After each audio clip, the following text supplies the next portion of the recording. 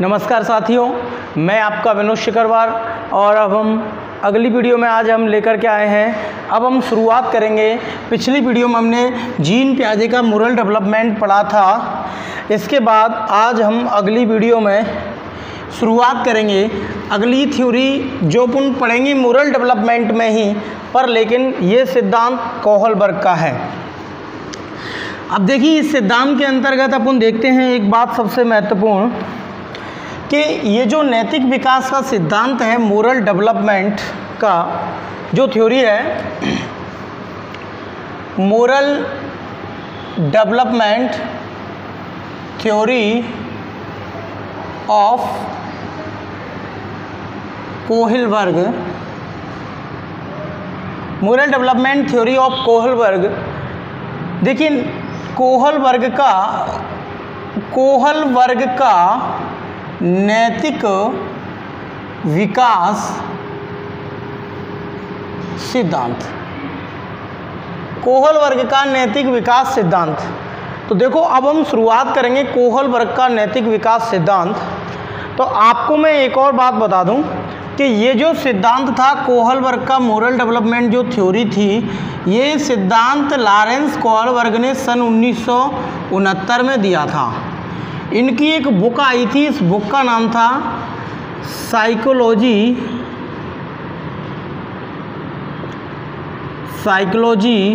Of the moral development. Psychology of moral development यानी एक तरीके से जो नैतिक विकास है मनोविज्ञान के अंतर्गत, इस बुक के माध्यम से इन्होंने कोहलबर्ग ने समझाया। साइकोलॉजी ऑफ मोरल डेवलपमेंट नामक इनकी एक बुक थी, साइकोलॉजी ऑफ मोरल डेवलपमेंट।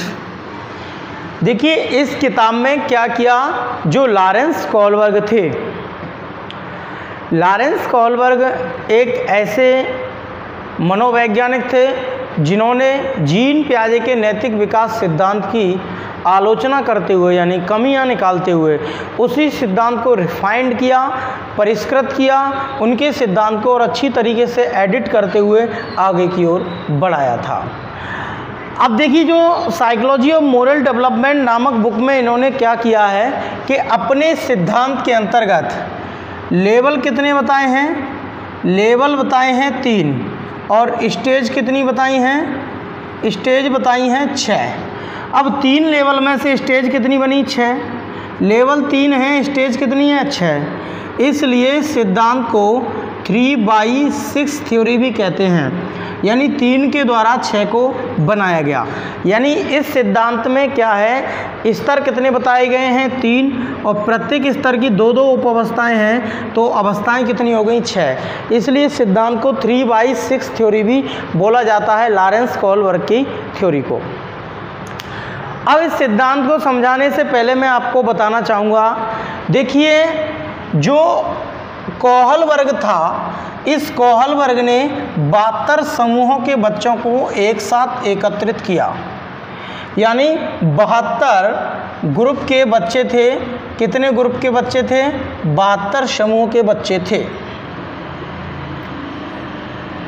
72 समूह के बच्चों को एक साथ एकत्रित किया। अब इन ग्रुपों में ये 72 समूहों से जो बच्चे लिए गए थे, इनमें केवल कौन शामिल थे, बॉयज शामिल थे। तो इस बात के पीछे कोहलबर्ग के सिद्धांत की आलोचना भी बहुत हुई थी कि इन समूहों में गर्ल्स को शामिल नहीं किया गया था। ये बहुत इम्पोर्टेंट शामिल है, बहुत इम्पोर्टेंट बिंदु है, क्योंकि कोहलबर्ग के सिद्धांत की यदि अपन क्रिटिसिज्म निकालेंगे तो सबसे पहली क्रिटिसिज्म जेंडर वाइज निकलती है, यानी लिंग पूर्वाग्रह निकलती है, क्योंकि इन्होंने अपने नैतिक विकास सिद्धांत में केवल लड़कों को शामिल किया था। 72 ग्रुप्स के बच्चों को इकट्ठा किया था और उन बच्चों को क्या सुनाया था, यानी क्या सुनाया था, लघु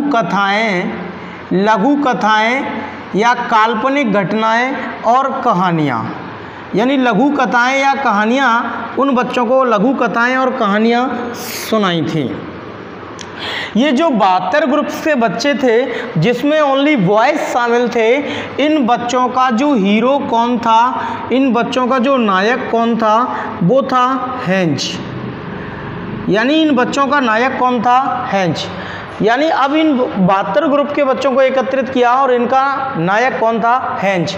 तो हेंज के जीवन की एक इन्होंने क्या सुनाई, एक हेंज के जीवन की एक घटना इन बच्चों को सुनाई।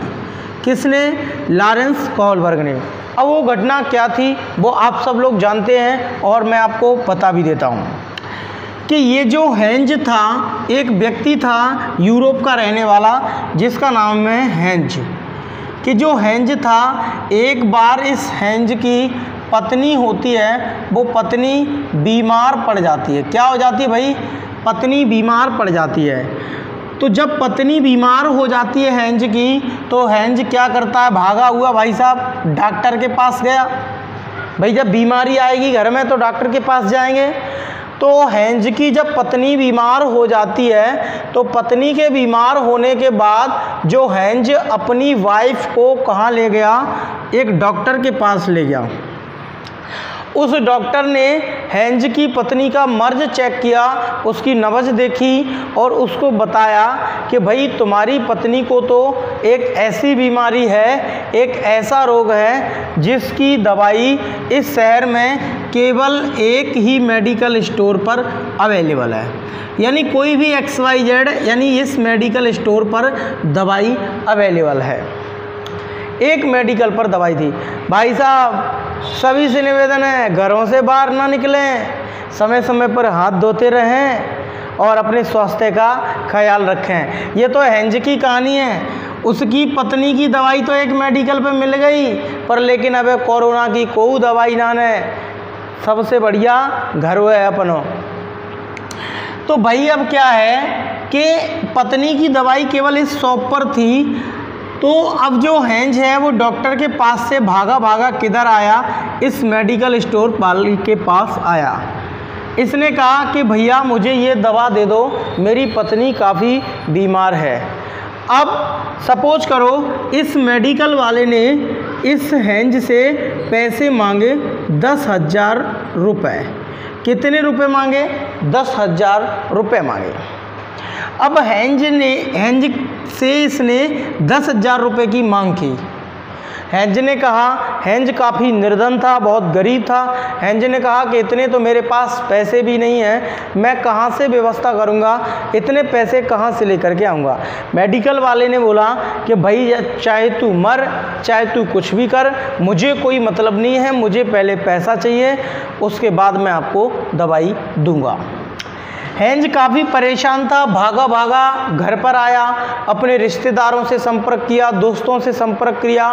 संपर्क करने के बाद हेंज ने 10,000 में से 5,000 रुपये इकट्ठे कर लिए और इस मेडिकल शॉप पर गया और उसको 5,000 रुपये दे करके कहा हाथ जोड़कर, भैया ये लो पैसे, मेरे पास जितने थे मैंने व्यवस्था की, मांग जांच करके दोस्तों से, पड़ोसियों से, रिश्तेदारों से, मेरे पास केवल 5,000 रुपये हो पाए हैं, अब मुझे आप ये दवा दे दीजिए।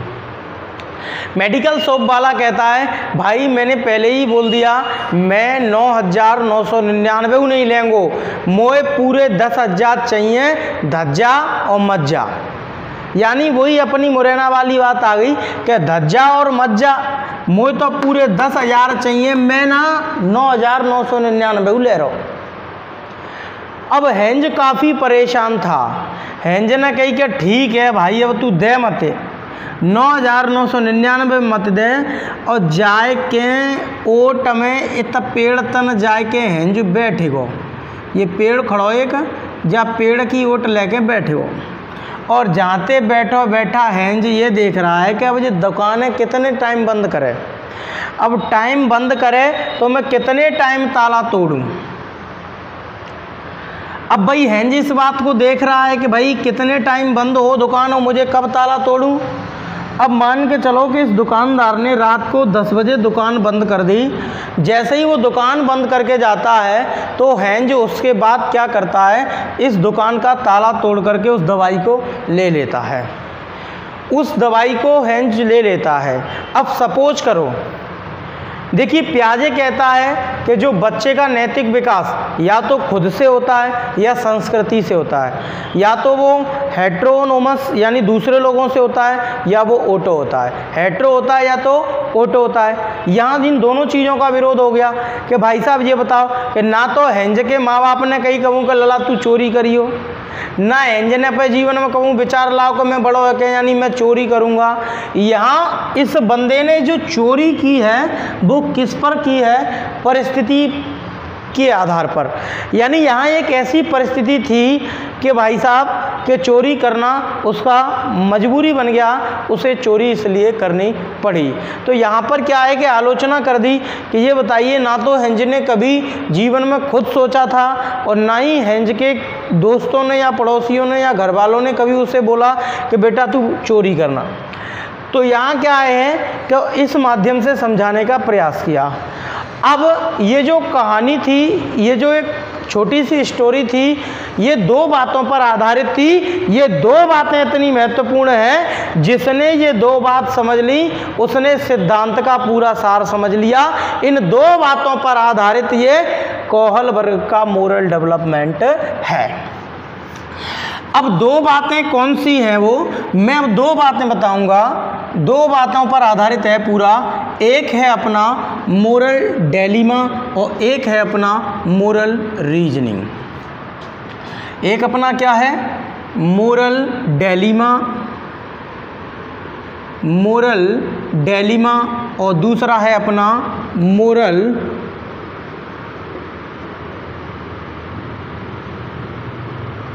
रीजनिंग। मोरल डेलिमा इसे हिंदी में बोलते हैं अपन नैतिक दुविधा। इसे हिंदी में बोलते हैं अपन नैतिक दुविधा, और इसे अपन बोलते हैं हिंदी में नैतिक तर्कना। यानी एक नैतिक दुविधा और नैतिक तर्कना, यानी जो कौहल वर्ग की जो कहानी थी, वो कथाएं थीं, वो नैतिक दुविधा और नैतिक तर्कना पर आधारित थीं। अब बच्चों को छोटे छोटे लघु कथाएं नैतिक मुद्दों पर आधारित कहानियां सुना करके अब उसने प्रश्न करना प्रारंभ कर दिए कौहल वर्ग ने बच्चों से। वो प्रश्न मोरल डेलिमा और मोरल रीजनिंग पर आधारित थे। अब सबसे पहले तो मैं बता दूं कि मोरल डेलिमा क्या है, नैतिक दुविधा किसे कहते हैं। देखो, नैतिक दुविधा एक ऐसी परिस्थिति होती है जिसमें क्या है कि कोई काम, एक ऐसी परिस्थिति होती है जिसमें कोई कार्य सही होते हुए भी गलत होता है, यानी सही होते हुए भी गलत होता है, गलत होता है, और गलत होते हुए भी सही होता है, गलत होते हुए भी सही होता है, गलत होते हुए भी सही होता है। यानी मोरल डेलिमा किसे कहा जाता है? मोरल डेलिमा एक ऐसी परिस्थिति होती है, यानी मोरल डेलिमा एक ऐसी परिस्थिति होती है जिसमें क्या है, कोई काम सही होते हुए भी गलत होता है और गलत होते हुए भी क्या होता है भैया, सही होता है, यानी मोरल डेलिमा। अब देखो, ये परिभाषा इसकी सिंपल सी है, ये सिंपल सी है। अब देखो, स्वाभाविक सी बात है, चोरी करना, देखो किसी की जान बचाना कैसा है, सही है। जान बचाना क्या है, सही है, पर लेकिन चोरी करना कैसा है, गलत है। किसी की जान बचाना सही है, पर लेकिन चोरी करना कैसा है, गलत है। चोरी करना कैसा है, गलत है, पर लेकिन किसी की जान बचाने के लिए चोरी करना कैसा होता है, सही है। तो यहाँ पर क्या है कि वैसे चोरी करना पाप है, पर लेकिन किसी की जान बचाने के लिए चोरी करना पाप नहीं है। यानी वैसे चोरी करोगे तो एक अपराध है, और किसी की जान बचाने के लिए चोरी करोगे तो वो अपराध की श्रेणी में नहीं आता है। जब इस तरीके के प्रश्न बच्चों से पूछे, ये मोरल डेलिमा था। मोरल रीजनिंग क्या होता है कि सही और गलत, सही और गलत के बीच में क्या लेना, निर्णय लेना, यानी डिसीजन लेना, निर्णय लेना, सही और गलत के बीच में क्या निर्णय लेना क्या कहलाता है, नैतिक तर्कना कहलाता है। अब मैं सबसे इम्पोर्टेंट बात बताऊंगा मोरल डिलेमा और मोरल रीजनिंग को लेकर के, सबसे महत्वपूर्ण जो आपके एग्जाम के दृष्टिकोण से बहुत ज़्यादा महत्वपूर्ण है। ध्यान रखना कि मोरल डिलेमा कब उत्पन्न होता है, मोरल डिलेमा कब उत्पन्न होता है। तो इसके लिए मैं एक कीवर्ड लिख रहा हूँ, एक शब्द लिख रहा हूँ जिसे अपन अंग्रेजी भाषा में बोलते हैं कॉन्फ्लिक्ट। मोरल डिलेमा कब पैदा होता है, कॉन्फ्लिक्ट। इसे हिंदी में अपन बोलते हैं द्वंद्व या संघर्ष। काफ़ी सारे स्टूडेंट जानते हैं, फर्स्ट रैंक एजुकेशन मुरैना से काफ़ी सारे स्टूडेंट जानते हैं कि द्वंद्व या संघर्ष क्या होता है, लेकिन जिन लोगों को नहीं पता है मैं उन लोगों को भी बताना चाहूँगा। देखो, द्वंद्व या संघर्ष, द्वंद्व या संघर्ष इसे अंग्रेजी भाषा में कॉन्फ्लिक्ट कहा जाता है। कॉन्फ्लिक्ट किसे कहा जाता है कि जब इंसान के सामने दो समान परिस्थिति आ जाएं, यानी दो समान स्तर की समस्याएं आ जाती हैं, तो उनमें से फिर किसी एक का चुनाव करना हो, तो जब एक का चुनाव करना हो उस समय उस व्यक्ति की जो मनोदशा बनती है, उस मनोदशा को क्या कहा जाता है, द्वंद्व या संघर्ष कहा जाता है।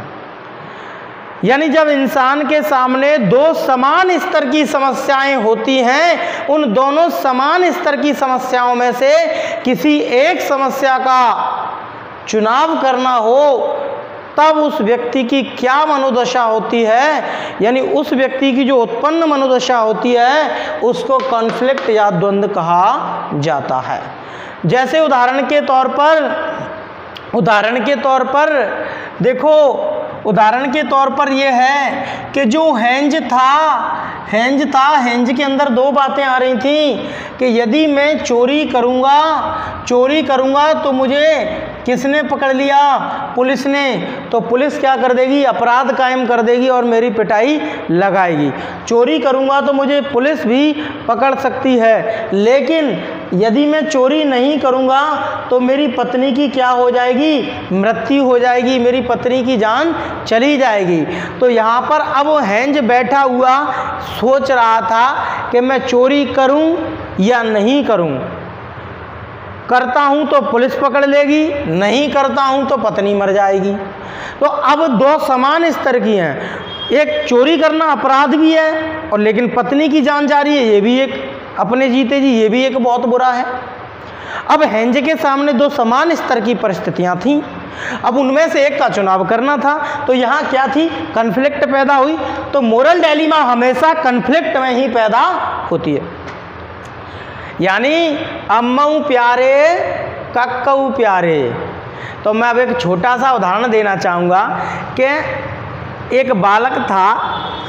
अब वो बालक क्या हुआ था कि सपने में उसको यमराज दिखे।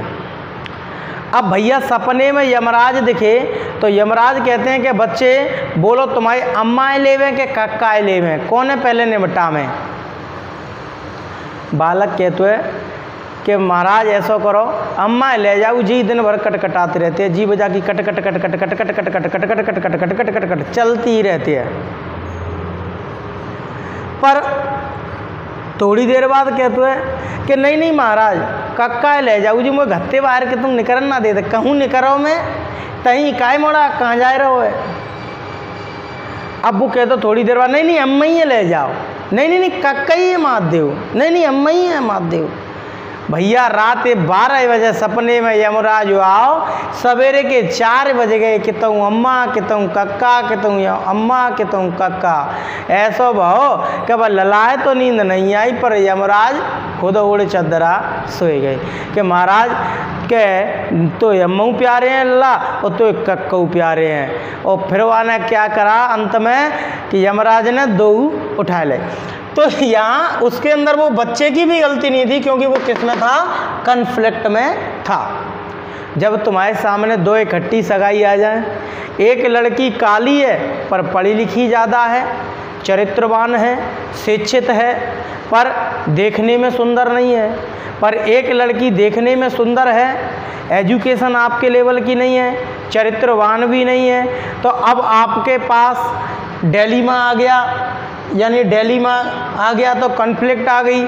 अब कॉन्फ्लिक्ट में आप बैठे हो। ध्यान रखना एक बात का कि हम अपने दोस्तों के पास कब जाते हैं, जब हम कन्फ्लिक्ट में होते हैं और मूड खुजा के कहते हैं अरे यार बड़ी दुविधा है, मैं तो बड़ी एक दुविधा में फंसा हूँ।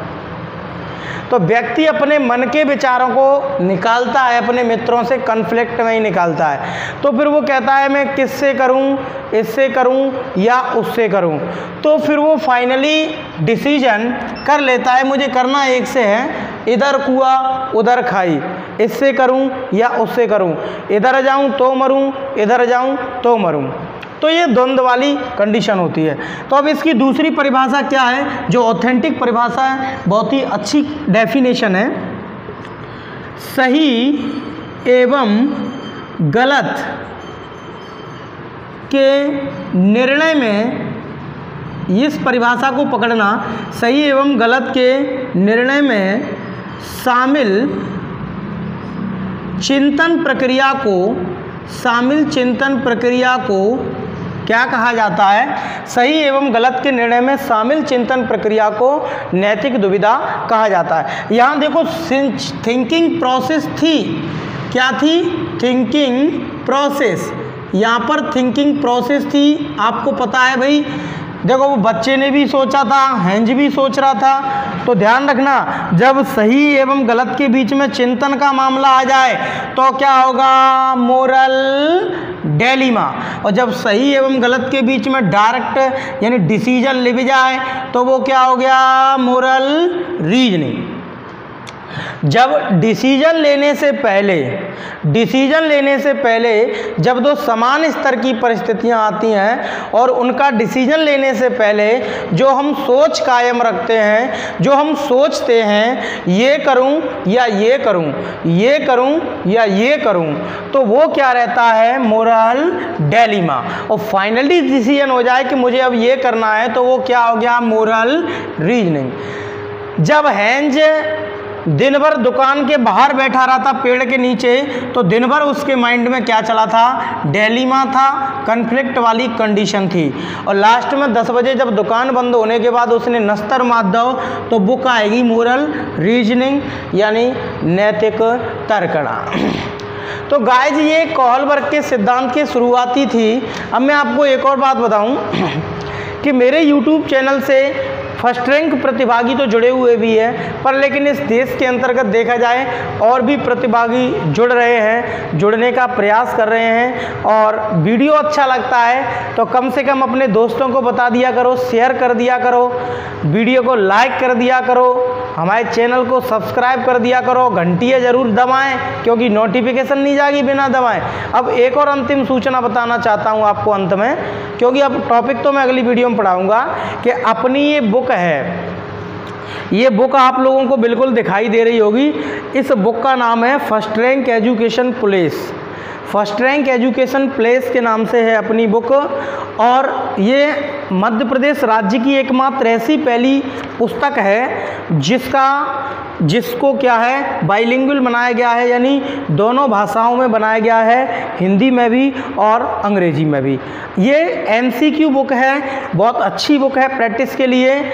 यदि कोई विद्यार्थी या कोई शिक्षक साथी इस हमारी बुक को प्राप्त करना चाहता है तो हमारा व्हाट्सएप नंबर है, उस पर अपना नाम और पता हमें भेज सकता है, हमसे बात कर सकता है। हम उसको पुस्तक प्राप्त करने का तरीका बताएंगे कि हमारी इस पुस्तक को किस तरीके से प्राप्त किया जा सकता है। ये अपनी पुस्तक है और अपना जो व्हाट्सएप नंबर है 9977543289, ये व्हाट्सएप नंबर है। इस व्हाट्सएप नंबर पर आप मुझे कांटेक्ट कर सकते हैं, मैसेज कर सकते हैं, जिसके माध्यम से मैं आपको इस बुक को अवेलेबल करा पाऊँगा।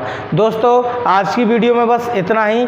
अब हम अगली क्लास के साथ अगली वीडियो में फिर मिलेंगे। जब तक के लिए राम राम, नमस्कार।